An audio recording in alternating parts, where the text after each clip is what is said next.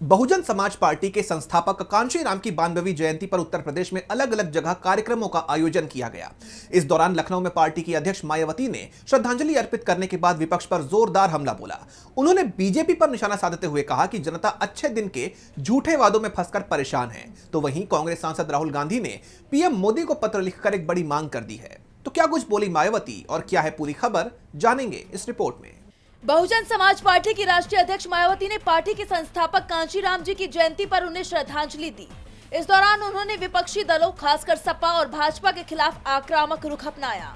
मायावती ने कहा कि आज जनता अच्छे दिन जैसे हसीन सपनों, हवाई बातों और लुभावनी घोषणाओं के चक्रव्यूह में फंसकर त्रस्त है। इसके साथ ही उन्होंने लोगों को इन पार्टियों के छलावा और दिखावा से सावधान रहने की सलाह दी। उन्होंने कहा कि बीजेपी और समाजवादी पार्टी बहुजन समाज के हितकारी नहीं है। इन दलों से बहुजन समाज के हित व कल्याण की आशा करना रेगिस्तान में पानी तलाशने जैसा है। बसपा ही डॉक्टर अंबेडकर के नक्शे कदम पर चलने वाली असली पार्टी है।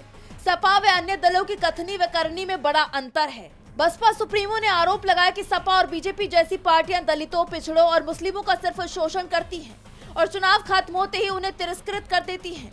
ये कोई आरोप नहीं बल्कि इन पार्टियों का इतिहास है। मायावती ने कहा कि सांसदीय और विधायकी आदि का लालच देकर बहुजन समाज के वोट की शक्ति को कमजोर करने वाले इन दलों के साथ अपने निजी लाभ और स्वार्थ के लिए पार्टी व मूवमेंट से दगा करने वालों से भी दूरी रखनी जरूरी है। इतना ही नहीं, मायावती ने बहुजन समाज के लोगों से आह्वान किया कि वो बसपा से जुड़कर सच्चे मिशनरी अम्बेडकरवादी बने और अपनी वोट की शक्ति से सत्ता की मास्टर चाबी हासिल करें।